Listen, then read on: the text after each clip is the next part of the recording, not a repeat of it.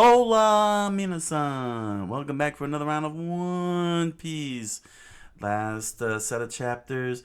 Luffy has been having many rounds with Sir Crocodile.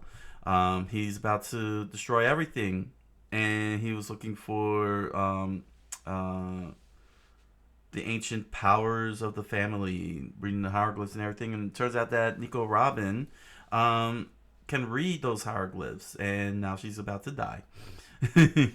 And Luffy's about figured out a way to beat up Sir Crocodile, but yeah, it's all starting to come to a head because this is the longest 5 minutes. It's been 5 minutes for the past 20 chapters now before Sir Crocodile's bomb explodes. And now the team came across the long awaited Mr. Seven and Miss Father's Day, who we didn't get to be introduced to in the meeting. They didn't make it to the meeting 30 chapters ago, and now they finally showed up, getting ready to finish the job and blow everybody up. So, yeah, there we go. So, comment, like, subscribe, follow, and hit the notification bell. Now, let's get reading. One Piece by Eiichiro Oda, Chapter 206, Ignition. The crowd roared as the rebels and the soldiers continued fighting blindly like fools they are, not paying attention to the whole entire situation. The Baroque works found themselves clashing swords with the Marines who are trying to prevent Sir Crocodile from succeeding. One of the billions with a cowboy hat smiled gleefully. Baroque works. Never heard of it. What do you have that such a group even exists? As he said, wearing the hat saying and jacket saying Baroque Works. We're good citizens of our been in there, man, said the scarf wearing Baroque Works. The fag of roar must be confusing you if you think we're and Tashigi slashed right through them with her sword in hand, and they all collapsed down on the ground. Sergeant Tashigi, the soldier said to her, and she replies, and she replies, "Why are you hesitating?" She looked back at the Marines and screamed out, "There's no time to wait for breath. Just trust your own judgment on who the bad guys are." And she thought to herself, 4:30, any second now. As the soldiers saluted, "Yes, ma'am," and started dealing with the Baroque Works. As she watched the clock continuing to tick as it laughed at everyone down below. Ooh, the clock. And there, with the clock face wide open, is a giant cannon. And there above stood Mr. Seven and Miss Father's Day. Garrow. It says I very important job, Miss Seven. Indeed, Miss Father's Day. Oh gosh, can I pull up LSP? Indeed, Miss Father's Day. No, that's okay. Oh no. Garrow. This is a very important job, Mr. Seven. Indeed, Miss Father's Day. Mr. Seven replied, "There we go." "We're sure to be promoted for this, don't you think, Garrow?" "No, this is a fine plan indeed. Fine indeed, Miss Father's Day. Indeed. We're going to fire this huge cannonball." And they stood beside a gigantic cannon as large as a house, with the word Baroque Works Baroque etched onto it with its insignia.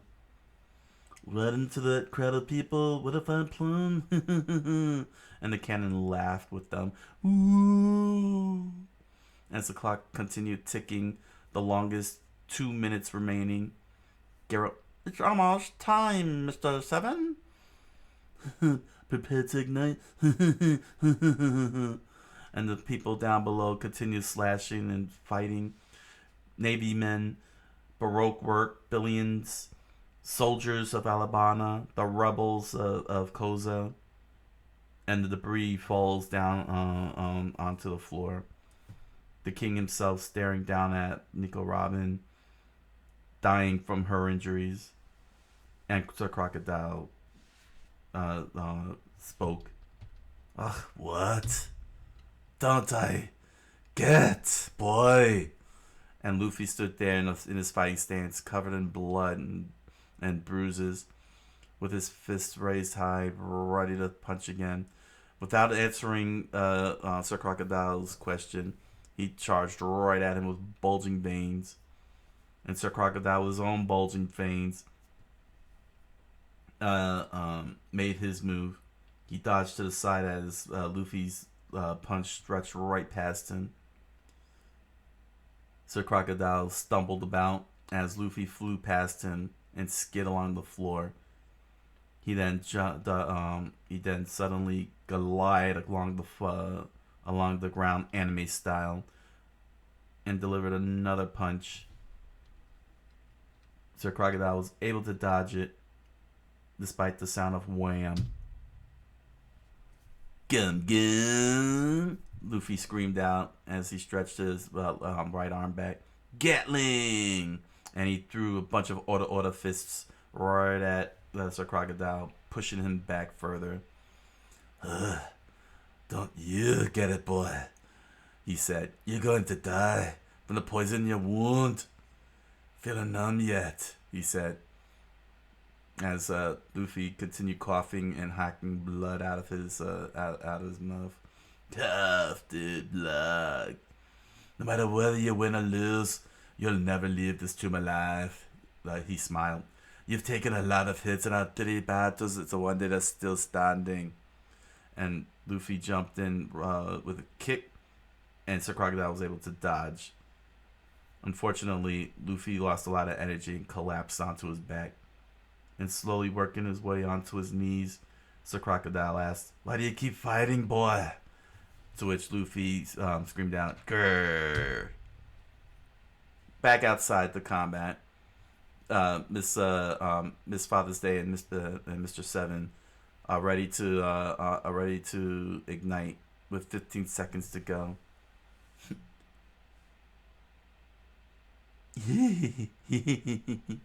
15 seconds to ignition, Mr. Seven said. Aim for the center square, Garo. Miss Father's Day said as the battlefield reaches its apex. Ignition!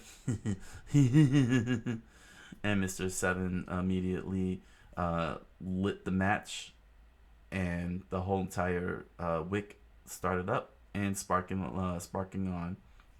Meanwhile, down below, Usopp screamed out, "Nami, what are you trying to do? We're out of time. This doesn't work. We're dead." "Ah, I know all that," she said as she stared at everyone standing as a totem pole on top of Usopp. "Now shut up and stand still," she screamed out. "I'm trying to think. Stay like this. I don't get what you're doing," Usopp said as he withstood the pain from his injuries as Vivian and Chopper stand on top of his head. "Just tell me your plan." "Ah, you'll see in a second," she screamed out. "Ready." Meanwhile, up above, Garo. "Listen, Mr. Seven, don't you think we should do a countdown?" "What if I do? That'll be delightful." And Nami immediately put her batons together and screamed out, "Ah, the climate is typhoon." 13 seconds to go, Mr. Seven said. "Ah, cyclone tempo." She flicked the baton and and it flew right towards Usopp and the crew. "Hey, the cyclone tempo is meant for parties. It's just for fun." "Ah, The target is the clock tower. She screamed out as the baton flew right past Usopp's nuts. His eyes popped out from the sudden pain as he lurched forward while keeping everyone standing on his head in place. He cried out as tears fell down the side of his cheek. And he leapt up into the air, carrying Vivi and Chopper in a cartoonish manner. Sanji looked down and screamed out, "What? You're coming up here? Ah, Chopper, go to Sanji, jump!" And Chopper replies back, "Oh, what?" "That's the plan," Vivi said. "We're supposed to jump all the way to the top." "Ah, Sanji, you know what to do, right? There's no time left." "I think so." "Okay, I guess there's no choice." And suddenly, Chopper pushes off of Usopp, sending him all the way down. "We don't have time to think about this," Vivi said. "Come on, Chopper." "All right, hang on tight, Vivi." And Zolo, from all the way at the top, let out a sigh. "So that's her plan." "On my leg!" Sanji screamed out as he stretched out his leg and did a flip kick. "Okay," Chopper said as he landed on Sanji's leg, and Sanji launched him up with a guile flash kick and sent him flying even further up in the air. "Here they come, Zolo!" Sanji screamed out as Chopper used all his strength, carrying Vivi all the way up to the top. Usopp fell headfirst onto the ground, completely incapacitated, as Nami watched on and screamed out, "Ah, good job, Sanji!" as Sanji started to fall down to the earth, and Zolo began to unsheath his sword, and he was ready to make his next move. "I just have to throw you up there, right?" And that's when the two of them screamed out, "Turn!" as they were ready to fire off the cannon. "Solo!" Vivi screamed out as she flew, as Chopper flew up into the air, and the air laughed at all of them. "Woo! All right, leave it to me." As Chopper floated midair, and Solo threw himself out, spinning.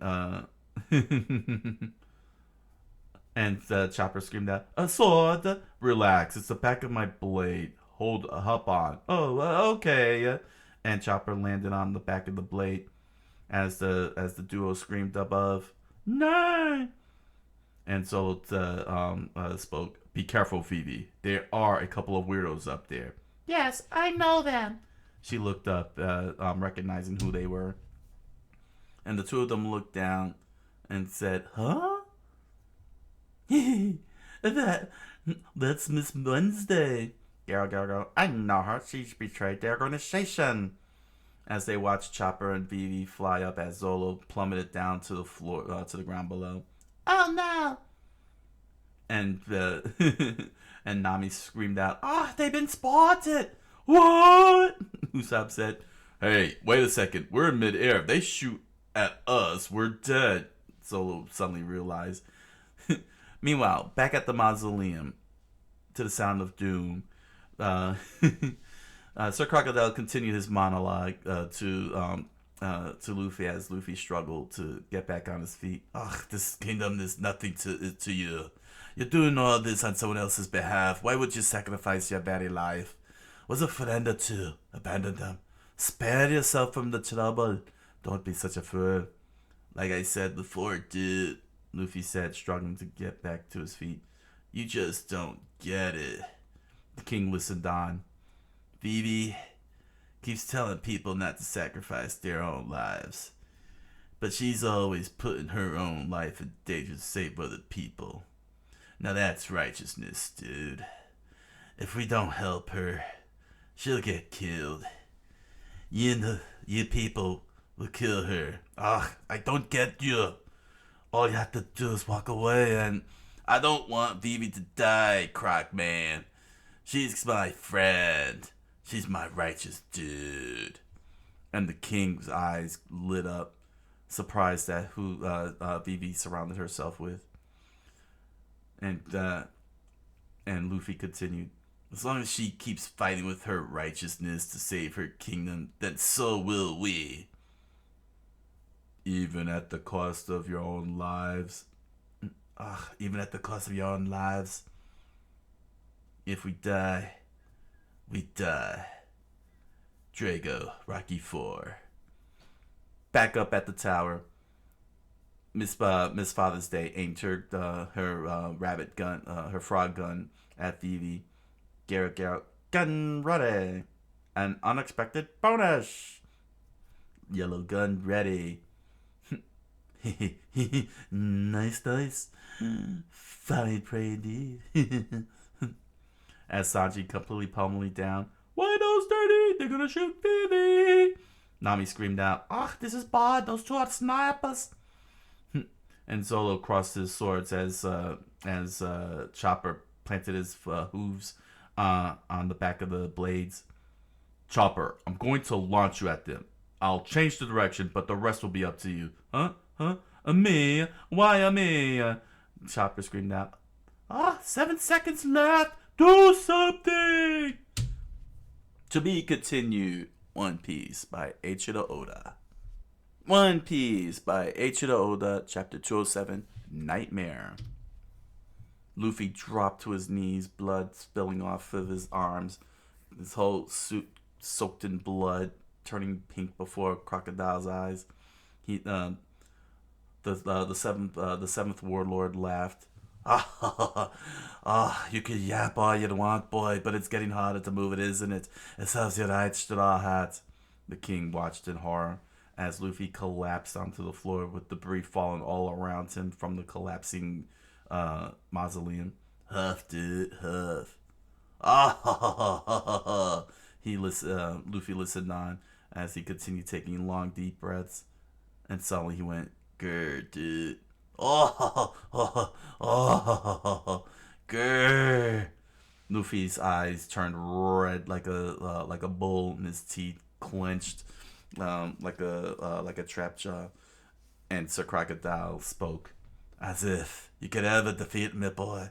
Ridiculous. No matter how much you cared about your comrades, he continued monologuing. No matter how much you defy me or try to thwart my plans, if you can't beat me now, then everything your people have done was in vain. A puppet like you is simply no match for a real pirate like me. That's the way it is, and you can't change it, boy. Meanwhile, at the tower, the cannon laughed at everyone below. Woo! As the spark fizzed through along the wick, making its way up, down, and they're watching. And with Mr. Seven and Miss Father's Day watching the battle down below, knowing they're about to win. A mysterious blade started flying all over the place, and laughed. Ooh. And there was Zolo, ready to launch Chopper and Vivi further up into the air. Chopper, Vivi, you ready? I'm going to fling you. Get up. Get up. The duo above laughed as they aimed their guns at them. Chopper looked right on up with determination. Vivi screamed out, "Okay!" Let smash! And they fired off their bullets. And as it careened right at them, Solo flicked his swords, launching Chopper up in the air with Vivi on his back. Go! 6 seconds to explosion. That is somehow like completely frozen in time dilation. I gotta talk about that. Listen, our bullets will collide and explode. A giant die was falling alongside the face of a frog as Zolo started pummeling down, and there was the sound of boom. Ah, Solo! 5 seconds to explosion as Sanji and Solo started falling down. Solo had been shot. They shot Solo! Sanji screamed out as he watched his comrade plummet. Miss Father's Day screamed out, "Ribbit, Ribbit, running away!" And Mr. Seven concluded, finished her sentence, "Is useless." Smash! They screamed out and fired another bullet.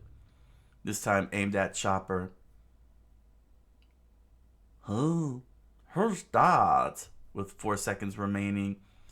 Whoa.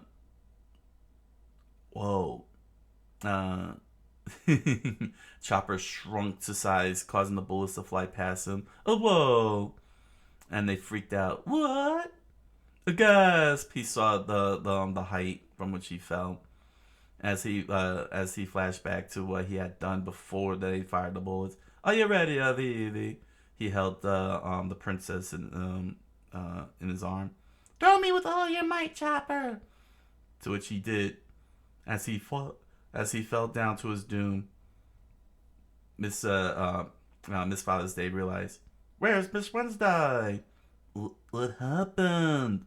Mr. Seven looked around as the spark continued sizzling. And high above in the air, higher than the clock tower itself, was Phoebe, falling with style right at them, and the wind laughing at the Baroque works. Woo! Ah, up there! Ka-chuck! As the clock ticked with 3 seconds remaining, everyone screaming out, "Go!" As Phoebe pulled out her her twirling nipple strings. Peacock string. She she crossed her arms as Miss Father's Day and Mr. Seven watched in horror as she flicked them right past them. They both ducked, avoiding getting their heads chopped off. As Phoebe screamed out, "Slasher!" Oh! Usopp screamed out as Sanji landed right on his back. 2 seconds remaining as he looked up while Zolo continues to plummet down. Ribbit. Too bad. You missed. Or did she? For as she screamed, "Right back!" as she landed right between them, and the peacock strings came right back at them and struck them, knocking them off and sending them to their doom as the wick continued to sizzle as Mr. Sunday Miss Father's Day and Mr. Seven fall head first to their doom. Usopp screamed out, "Yeah!" Phoebe saw the wick now 1 second away from launching. She rushes on over as everyone watched with bated breath as to whether she'll succeed.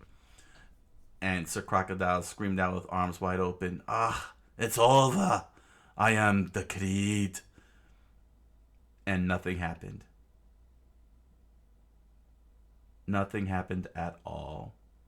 As Luffy struggled to get up onto his feet, the king watched on with sullen silence, and Nico Robin's blood continued to spread out across as she died slowly.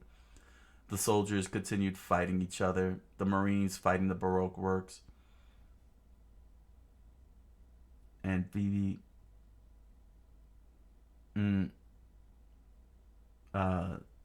Whoa. Wow, this is actually pretty cool. What's happening here. Everything happening all at once. And that's when Vivi remembered Koza.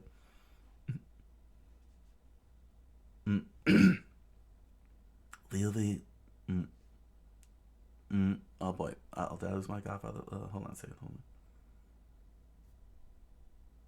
Hold on. Well, Vivi, you wanna play? Koza said. As the flashback continued. "Hey, how'd you get in here again?" It's the gods, run! They young Koza ran off. Lord Chaga, Lord Pal, please do something about those children.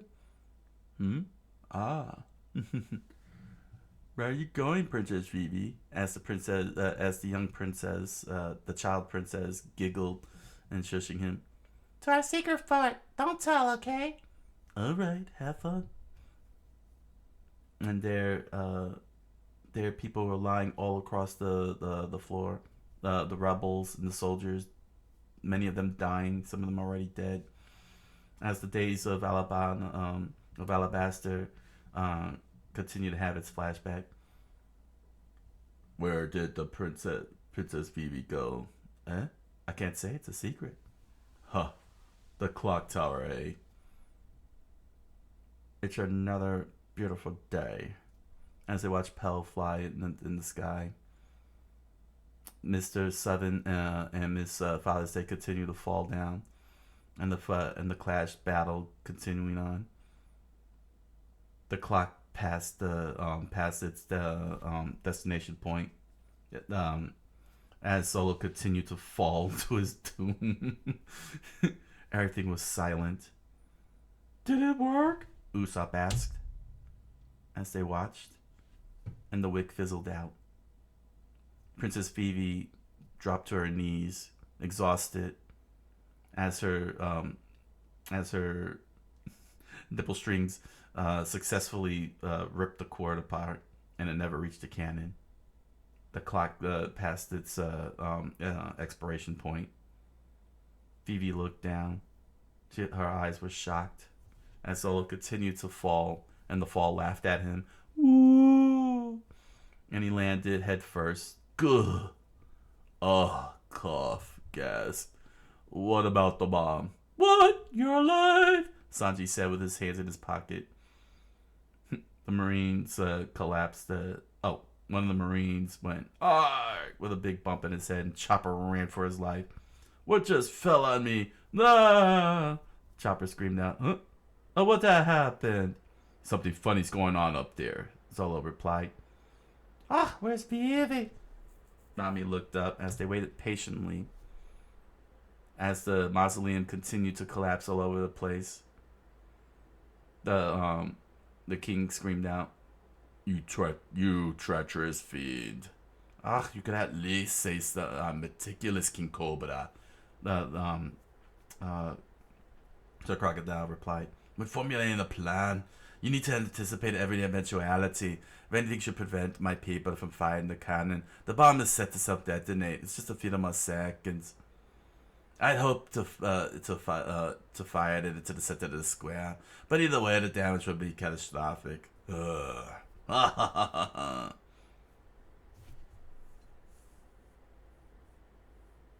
is, oh god. All right, I'll save that.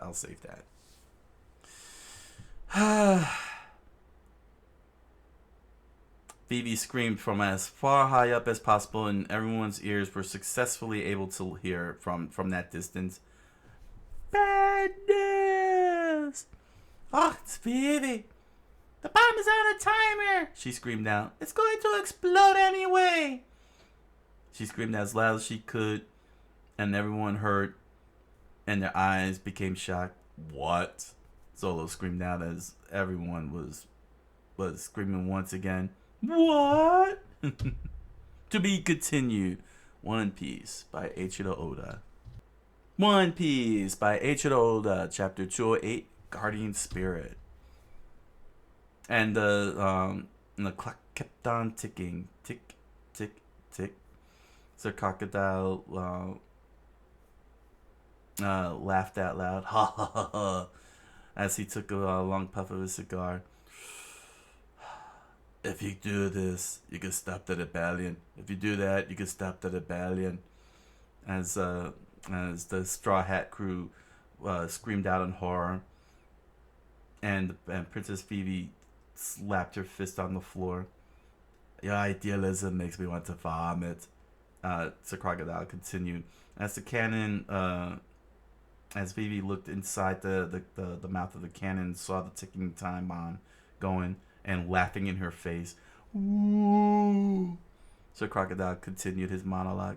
The truth is, as the crowd continued fighting below, this kingdom is doomed. You can't save it.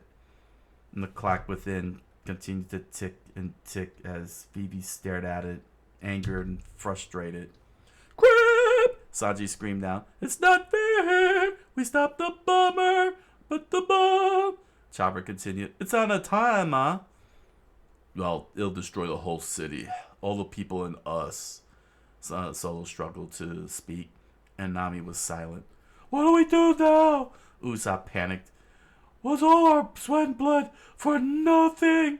And Phoebe pounded on the cannon and constantly pounded on the cannon over and over again. We tried so hard, and for it to end like this? Is there no limit to your evil? Is this all a big joke to you? And as she was ready to cry, she can hear Sir Crocodile's laugh. Ha ha ha ha. Crocodile! And the bomb laughed one more time. Ooh. Until someone landed right behind her. As Phoebe dropped to her knees. As long as she keeps fighting this, Luffy's words echoed throughout the mausoleum.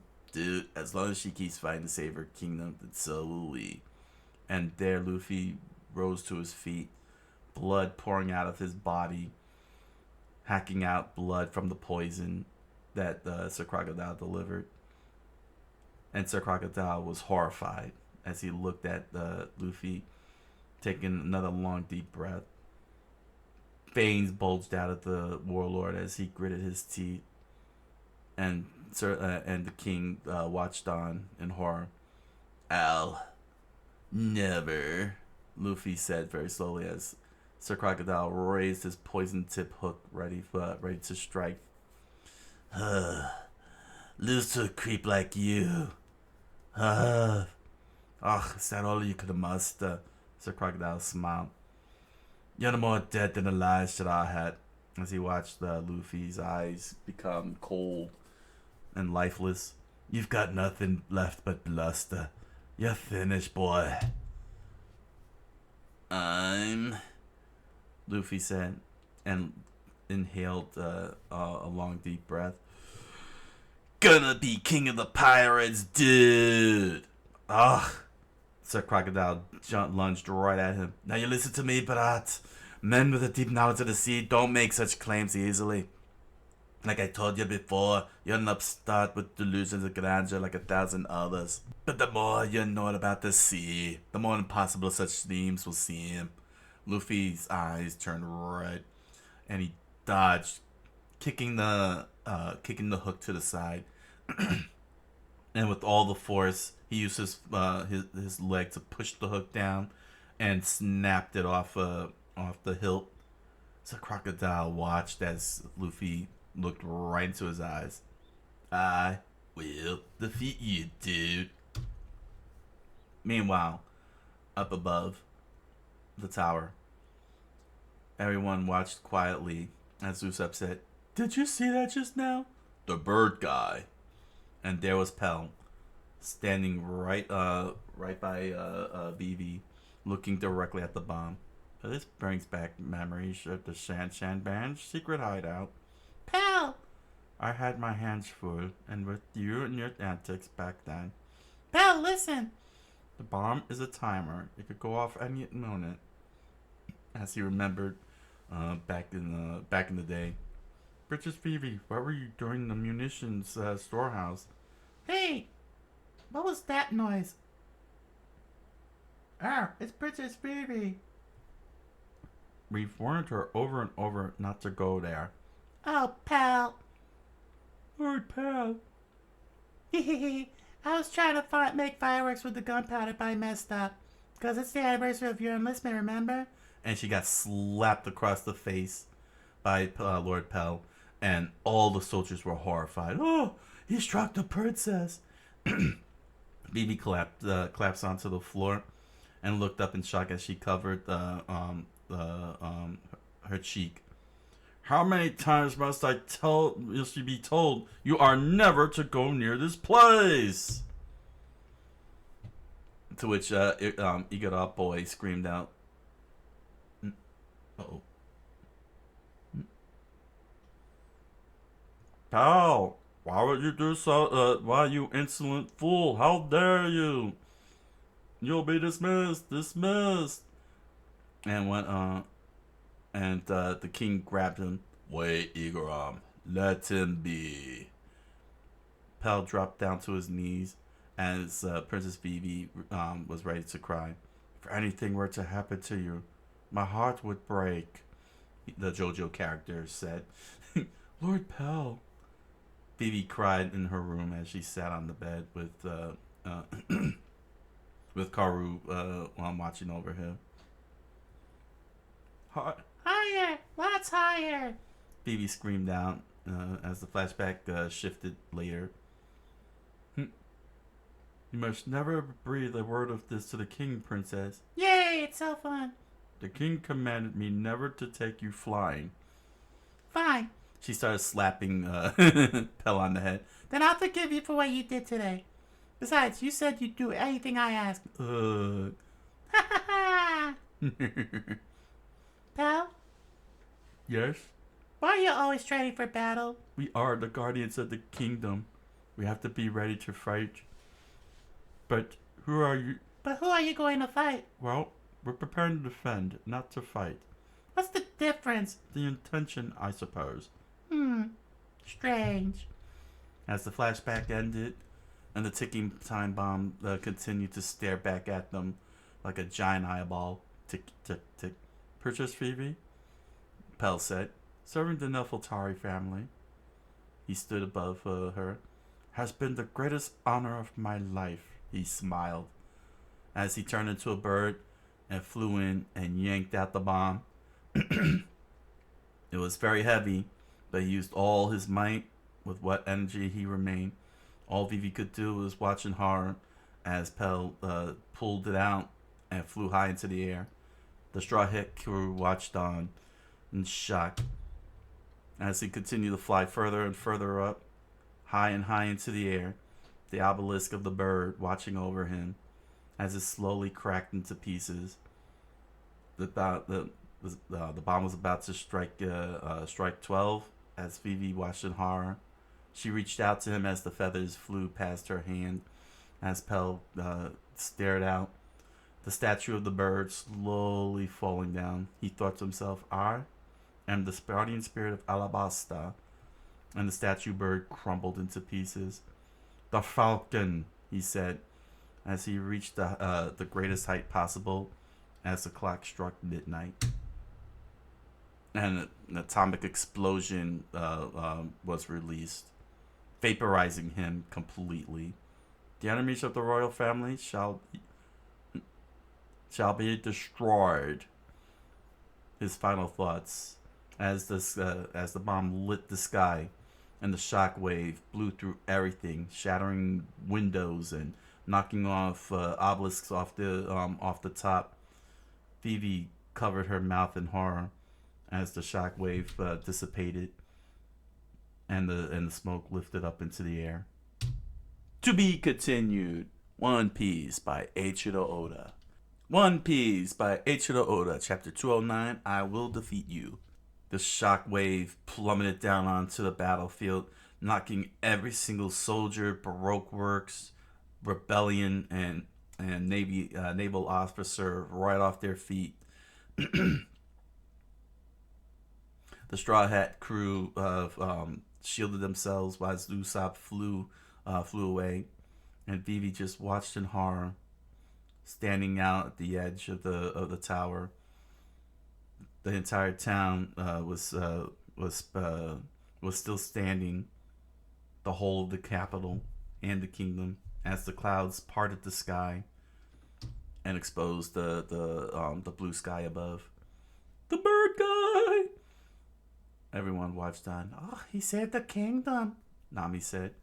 "Hey, no way!" And there everyone stood quiet. No more fighting. And just the sound of the bomb laughing. "Ooh!" And just as one of the rebels raised their sword up, Tashigi screamed out, "Stop! Stop it, all of you! Sarge, look out!" Ah! And that's when Tashigi remembered what Smoker said. "Pay attention to what becomes of this country." And Tashigi froze. "What?" "Whenever events like this occurs, history is about to be made." And everyone rose their weapons up into the air and screamed, "Oh! Oh! This is madness. Why won't they stop?" "Oh!" The crowd continued fighting the rebels and the soldiers. It was just non-stop until a voice screamed from above. "Stop! Stop!" Up above, Princess Phoebe screamed out, "Stop fighting! Stop fighting!" "Phoebe, stop fighting! Stop fighting! Stop fighting!" They heard her screaming from below, even though she was screaming as loud as a bullhorn. She sounded like a little ant screaming for a human to from not stepping on it. And Nami immediately turned to the crew. Don't just stand there. What? Kick them! Do whatever you got to do to stop them from fighting. Come on, hurry! Move it! We have to save as many people as possible. Stop fighting! Phoebe screamed out. Phoebe! Usopp looked up. Stop fighting! Stop fighting! She's screaming out.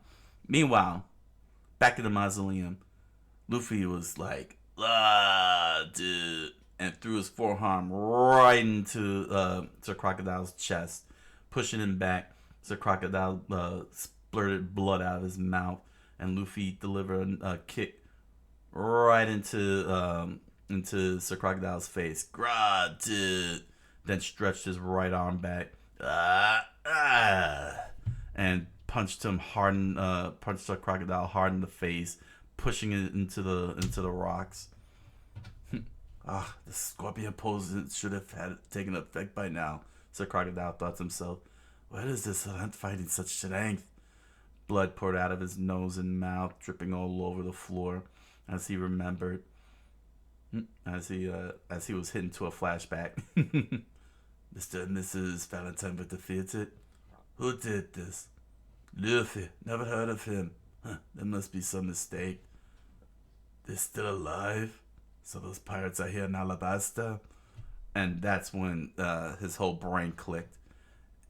And he jutted out a straight knife from his hook to the sound of chink.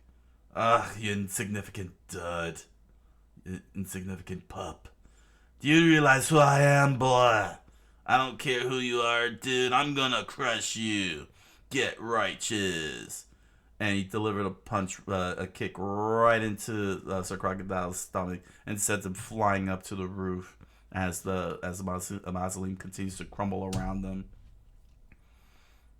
Sir Crocodile slowed and started descending down.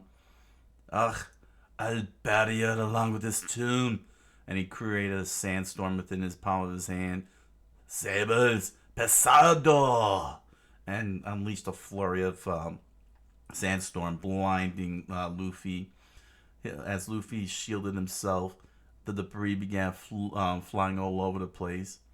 And Luffy immediately inhaled and ballooned up into a giant balloon. As the debris continued to crumble around them, he coiled up like a spring while puffed up like a balloon, and caught Sir Crocodile attention. Luffy let out the air and developed a burst of wind. He flew up, spinning around towards Sir Crocodile. And the king watched on in horror as he saw the two of them flying into the air. Gum, gum! Sir Crocodile saw what was about to happen and made his body turn to sand. Desert! Storm! Spada! And they both threw their attacks. No, okay. Well, either way. Their attacks connected. And Luffy turned the axe into sand. And he began to order the living crap out of Sir Crocodile. Order, dude, order, dude, order, dude, order, dude, order, dude, order, dude, order, dude, order, dude, order, dude, order, dude. Rah! Get righteous. Righteous, righteous, righteous, righteous, righteous, righteous, righteous. As the flurry of punches continued on, and Sir Crocodile took every single hit at every single angle, and Luffy screamed so loud that the whole entire kingdom heard, and the ground below turned into a hill, and bursting out like a volcano, erupted volcano, with Sir Crocodile flying into the air. To be continued. One Piece by Eiichiro Oda. One Piece by Eiichiro Oda, Chapter 210, 0. The whole entire city block of the kingdom began crumbling down. All the buildings torn to pieces as Sir Crocodile spun up in the air like a tornado. The whole entire wind caused everybody to run away, and continue fighting each other. With Chopper biting down on one of the Baroque works, and Solo punching out one of the soldiers, and Sanji kicking a rebel in the background. He looked up and saw what was happening. Hey, look! Over there! He pointed, and the Straw Hats all turned their heads and looked up. Crocodile! Everyone screamed as the warlord began to slowly descend, and spinning all over the place. Vivi, watching it happen, watching him fly in the distance, remembered what Luffy said. Oh yeah, dude. As she watched the blood gushed out of his mouth. Then we'll get this crocodile guy. She watched in horror. We'll kick his butt. He will learn righteousness. Luffy. She watched in horror as the warlord stopped spinning in the air, as Luffy stared up at him with the fist raised. And he began to descend down back to the king in the mausoleum. Incredible, the king said. Does he realize how much bedrock there is to get to the surface? And the crowd, and the rebels and the soldiers continued on fighting and killing each other as the crocodile descended down and crashed into the buildings. I don't get it. Where did he come flying out of? Hey, that means Luffy won! And everyone cheered. And Vivi dropped to her knees in shock. But the crowd was still fighting, still continuing on. The crocodile's been defeated, she said. Why is there still blood? Why is there blood still being shed? She watched the battle continue on as the roar continued to echo throughout the whole sky. And she screamed once more, "Stop fighting!" But they won't listen. They refuse to listen as the wind laughed at everyone. Ooh. And falling slowly to the from the sky, right into the battlefield and right into the center. There, Koza stretched his arm out. Koza! You feel it? What? There was the sound of tinks pelting off of the metal of the cannon. He looked up.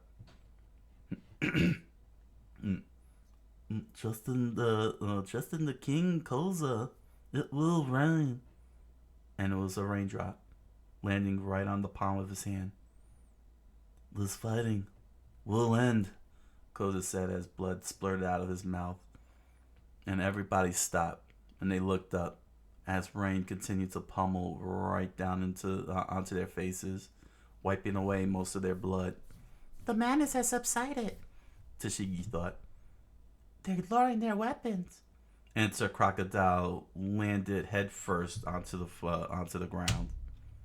And Luffy landed headfirst onto the ground in the mausoleum, and the king watched on as the debris continued to slowly crumble around them. "You, boy," the king said. "Don't fight anymore! Don't fight anymore!" she screamed out, but nobody can hear her from the far distance. The rain is clean. The rain is clearing away the smoke, Chopper said as he felt the water soaking his fur. And everyone's just slowly looking around, trying to figure out what's going on here. "Ah, Phoebe's voice. It reached them." And their swords dropped. All the weapons hit the street. "Princess Phoebe. It's Princess Phoebe. Phoebe, I thought she wasn't here." And there she stood on the clock tower, staring down at everyone. And that's when everyone realized who was laying right around them. "Sir Crocodile, what happened to him?" "Sir Crocodile, do you know what that jerk did to this kingdom? Let me tell you," Usopp screamed out as Sanji said, "Hold on!" And Zolo listened in. As Phoebe screamed out, "Rain will fall once again! The nightmare is finally over! Sir Crocodile will fall!" Her voice screamed out from the far distance. Meanwhile, the king knelt before Luffy as the pirate laid splayed across the ground, and the mausoleum collapsed all around them. "You have my thanks." "It was nothing, dude," he said. Luffy smiled, as the king also smiled and looked up as the debris completely collapsed within them, and the whole portion of the city fell in like a sinkhole. To be continued. One Piece by Eiichiro Oda. Well, it took that long. Oh my gosh, they really dragged this out. Oda-san and his team really dragged this whole thing out. I can't believe it. Like, how many chapters do you have to cover? Five freaking seconds. It's insane. It's insane. You know, it's like there was like 2 minutes left. Was it 1 minute? And then they start doing the countdown. Oh my gosh, this is shonen being shonen as usual. This is shonen being shonen as always. They gotta stretch out. See, this is why shows like Naruto go for like 5-6 episodes, and we're just watching a 2-minute fight. Same with Dragon Ball Z, the whole Namek fight. It's like it's gonna blow up in 5 minutes, and we get like 30 episodes of a 5-minute fight. And to see it in manga form, oh my gosh, that's one of the things. That's one of my peeves about shonen. You know, when it comes to shonen, is that when you do the countdown timer and then they stretch it out for episodes or chapters at a time, it's like, just get to the point. You know what I'm saying? Not like that, but the time dilation, you know what I'm saying? Nobody is talking regularly within that 5-second frame. The way everybody's really talking in that 5-second frame, you know what I'm saying? That's how they're communicating to each other in 5 seconds. You know, it's because that's a lot of dialogue. It's way too dialogue for even 5 seconds. It's insane, you know. And basically, chapter 206 opens up with the Navy taking on Baroque Works. Pretty cool because now she's getting Smoker's point. Gotta use your judgment. You know, you gotta make these decisions. Like, he's really leaving it up to her. If I remember right, he's going off to get reinforcements to deal with Sir Crocodile. So Tashigi has to hold the fort until then. I think that's the issue.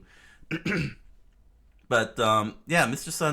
Seven and Miss Father's Day are ready to set the bomb off and everything. But oh my gosh, this was just too much. Let's see, where's the let's see here. Got all this fighting going on. Uh-oh. Um.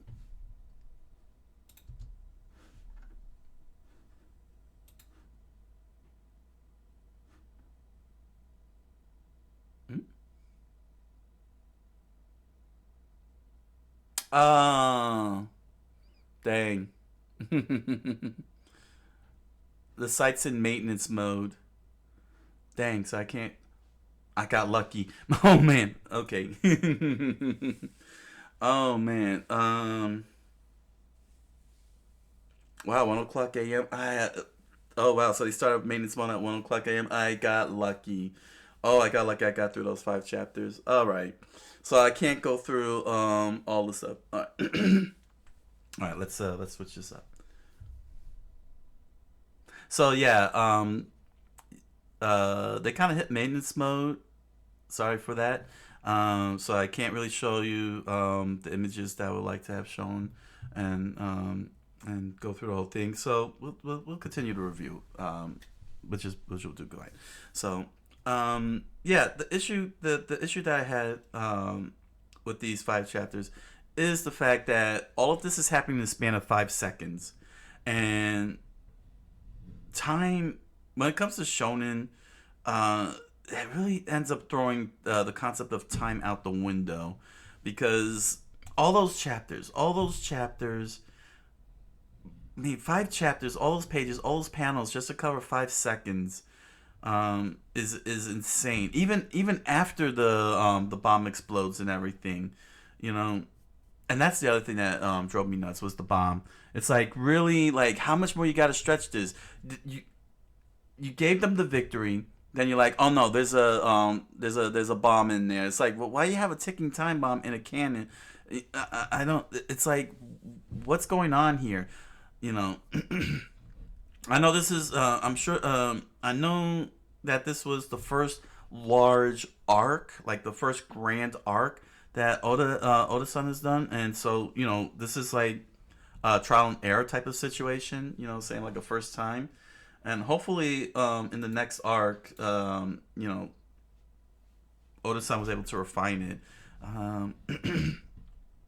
But this whole time dilation thing that shonen stories tend to do, really got to stop.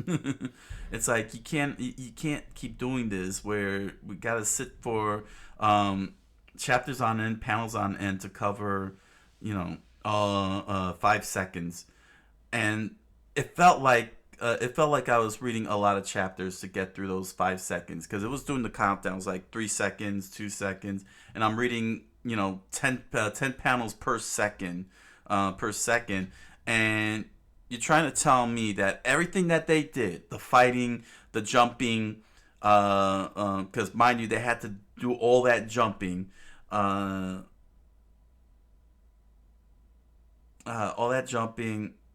along with Mr. Seven and Miss Father's Day firing at them. You know, they're doing all this stuff in 5 seconds. They're doing all these things, and then on top of that, we got Luffy and Sir Crocodile fighting clearly at the speed of Dragon Ball Z, because those punches, his windups are very slow.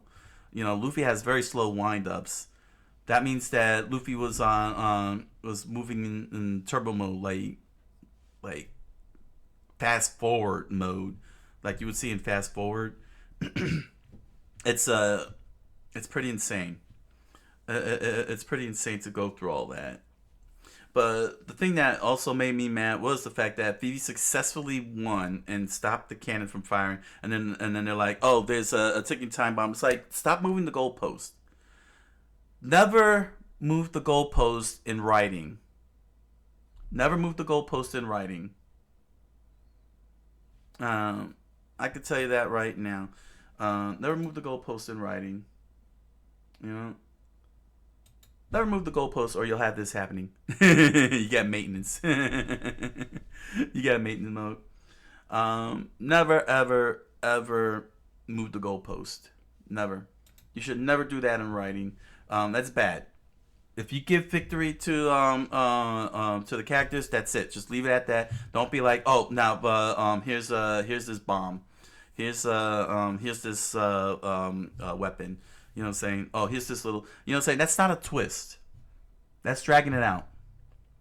That's dragging it out. You're moving the goalpost, and you kind of cheating the readers out of victory. You know, because let me tell you this: if they would have just left it at Vivi, it kind of, let me put it like this: it cheats the victory out of Vivi. Vivi won. She stopped the cannon, and instead they bring in Lord Pell to get the bomb, drag it out, and he ends up being the savior. You know, he sacrificed himself and let the bomb explode. That's not fair. That's not fair to Vivi, because Vivi was the one that we were following with the Straw Hat crew, and she was the one that was going through all that chaos, all that suffering, all that horror, and then she finally wins and stops the cannon from exploding. And instead, you're saying no, she can't win. Somebody else has got to do it. It's like, why? Pell could have lived. It was an unnecessary death. It was an unnecessary writing. It was unnecessary, because Vivi should have been the one to walk away the victor. She should have been the one to have saved the kingdom. You know, because that it was her story. It's her story. It's her arc. You know, that Luffy and the crew are dealing with. You know, this was her journey, and that was supposed to be her victory. And by saying, oh no, wait, by the way, there's this bomb, and you move the goalpost, you know, you put the solution in the hands of another character and made the character that that hero, you know. And while it's all nice and everything regarding, you know, the flashbacks with Lord Pell and everything, you know, with Lord Pell and everything, it's not about him. It's not about him. It was about Vivi. That was her struggle, and that should have been her victory. You know what I'm saying? And then she goes and stops the fighting on top of that. You know. and that's what's that's really messed up. Honestly. It's really messed up. You killed off a character, you know, for, you know, a character that we barely been around with. That's the thing too. We haven't been around Lord Pell. We only had him for maybe a chapter or two, because every time he shows up, he gets knocked out. Something happens to him, and we don't see him. We don't see him. You know what I'm saying? Again, we don't see him again until much, much later. And to bring him in out of nowhere with only a little blurb of a backstory of his relationship with Vivi, you know, it's not impactful.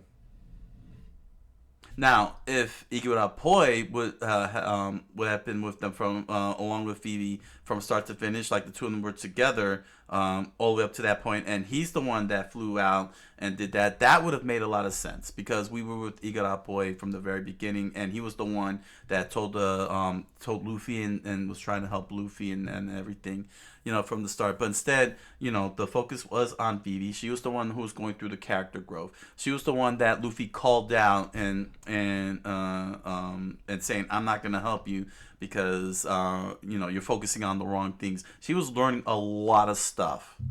She was learning a whole lot of stuff. You know, she was the one who's going through the most growth in that arc, and that should have been her victory. So yeah, that was pretty messed up. The fight between Luffy and Sir Crocodile, you know, it's still the same fight. You know what I mean? It's still the same fight. The punches and everything, the grandstanding, the monologuing, typical stuff. It was treated as a B plot, more so than anything else, and I would say understandable, since Vivi was the one that was supposed to experience the growth with. I would say that's fair. You know, there's plenty of arcs where we're gonna always watch Luffy having his big fight with one of the big bosses. So it made sense that it would be a standard fare generic fight. You know, typical villain monologue and all that, and Luffy saying, "I am determined to win." Once again, beaten within an inch of his life, like when he fought Arlong, like when he fought Arlong. But I'm okay with it taking a backseat because Vivi was the one that was more compelling, and she was the one that was going through the most growth. So it was an okay decision. It was an okay decision. I just didn't like the fact that Pell popped in again out of nowhere, barely visible throughout the whole arc, and he's the one that ends up being the savior of the whole kingdom by taking the bomb up into the air. You know, it undercut Vivi. You know, of course, I find it very funny. It was actually pretty good though. That I don't know. I mean, Vivi was very, very, very high up, so it would have been nice to have seen maybe just a little tiny speech bubble of her screaming out, because she's too high up to be heard, and she's up there screaming and screaming and screaming. That's when Pell could have helped her out, got her down, sweeping down below and screaming out to everybody to stop and everything. That would have made a lot of sense, saying that would have worked out. That would have worked out brilliantly if when she cut the string to stop the thing, she succeeds, but she starts screaming out, nobody's listening. Then that's when Pell shows up, says, "I'm gonna take you down there so that way they can hear you," and he flies down there, saying and he starts screaming. That would have been good. There was no need for that extra stuff, There was no need. Of course, Luffy delivers the the Star Platinum experience, and sent Sir Crocodile into the air to be defeated. Meanwhile, the King and Luffy are about to get crushed in the mausoleum. It ends on that. So, yeah. Aside from the time dilation, which always annoys me, and the fact that Pell was the one who ends up, dealing with the moved goalpost, it was good. It was good because it did wrap it up and everything. Saying it got to the big fight and everything. The finisher. Saying it got to the finish basically. It did get to the finish. Koza is still alive. Typical shonen. Shonen's got a shonen. I'm looking at you, Fairy Tail. The fake deaths. I'm expecting Pell to plummet back down from the earth, smoldering and living. I'm expecting that. I'm expecting that. I'm expecting that. So yeah, it was good. It was good. It was good. It's got too many flaws, but I'm not mad. I'm not mad because it got to a satisfactory conclusion. And so now we just got to deal with the coda, which I don't know how long that will last for. Somebody tells me, I don't know. I just hope they don't throw a curveball and be like, "Oh, we got this fight going on." I hope not. Not in the next 5 chapters. No more. You got it. You're done. Okay, you're done. So, head on over to Amazon.com and BarnesandNoble.com and grab yourself a copy of The Impossible Man, a strange fantasy novel written by me. You'll find links to the book down in the description below, along with links to other merch as stickers, t-shirts, pins, music. Enjoy the products. Thank you for your patronage. And if you make any lore videos out of my books, thank you. And thank you, and I look forward to seeing those videos. And you can catch me on my live multi-stream on Twitch and Kick every Monday through Thursday, 10 o'clock p.m. Eastern Standard Time. I look forward to hanging out with you. So until the next set of chapters of One Piece, I wish you all a good night, buenas noches, and oyasumi nasai.